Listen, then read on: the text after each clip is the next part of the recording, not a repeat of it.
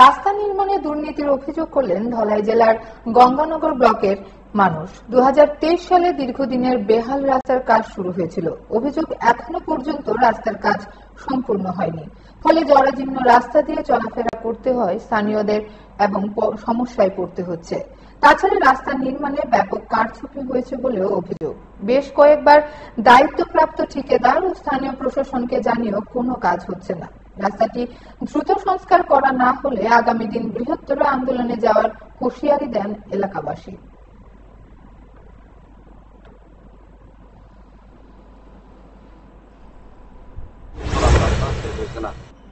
এই বছর দিয়ে এই মাস দিয়ে 2 বছর 3-4 মাস হয়ে গেছে আজ পর্যন্ত শেষ হয়েছে না। রাস্তা তো ভালো হয়েছে না, আর সাইড ওয়ালত উপরে, আর রাস্তা হয়েছে নিচে। এখানের বালু থাকলে সিমেন্ট নাই, সিমেন্ট থাকলে বালু নাই, বালু থাকলে জল নাই, সব জিনিস থাকলে মেস্তরি নাই।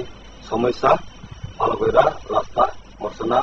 এ থেকে আমরা কম লাগছে। রটো নাই, ওই রসিয়া চাকমা দিকে তো রথ দিয়া করে, এদিকে তো রথ নাই, কিছু নাই। খালি এই ছেলে সলিনি উপরের থেকে খালি বালু আর মেটেল দিয়েছে, এরা করে কাজ।